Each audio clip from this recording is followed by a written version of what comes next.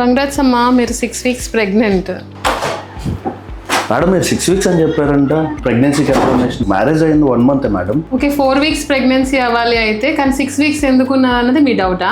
Yes ma'am, 1 month అయింది exact గా. ఈ రకమైన డౌట్స్ చాలా మందికి వస్తూ ఉంటాయి. ఇది ఏ ద్రోహమో కుట్రో కాదు, ఇది కేవలం సైన్స్ మాత్రమే. అది మీరు తెలుసుకోవాలి. నేను doctor Himabindu, consultant gynaecologist at Manvi hospitals, Vijayawada. Usual గా పీరియడ్స్ రెగ్యులర్ గా ఉన్న వాళ్ళలో last periods for example 1st of February అయితే 14 days కి, అంటే అరౌండ్ 14th February కి ఎగ్ రిలీజ్ అవటం జరుగుతుంది. సపోజ్ మీ మ్యారేజ్ 12th Feb అలా అయినట్టయితే, సో 14th Feb కి మీకు ఎగ్ రిలీజ్ అవుతుంది కాబట్టి ఆ టైంలో హస్బెండ్ వైఫ్ కలిస్తే ప్రెగ్నెన్సీ వచ్చే ఛాన్సెస్ ఉంటుంది. అక్కడ నుంచి 1 month మీరు వచ్చి ఒకవేళ ప్రెగ్నెన్సీ టెస్ట్ చేసుకున్నట్టయితే మీకు అది యూపీటీ పాజిటివ్ రావటమే కాక స్కాన్ లో మనకి 6 weeks ప్రెగ్నెన్సీ ఉంటుంది. ఎందుకంటే ఎప్పుడైతే మీకు పీరియడ్ వస్తుందో అప్పటి నుంచే ఎగ్ పెరగటం జరుగుతుంది. So by the time egg gets release it is already 2 weeks and అక్కడ నుంచి మళ్ళీ 4 weeks. So 2 + 4 is 6 weeks. కాబట్టి మీరు పీరియడ్ స్కిప్ అయిన తర్వాత చూసినప్పుడు ఇలాంటి పరిస్థితుల్లో మీకు 6 weeks ప్రెగ్నెన్సీ ఉండొచ్చు.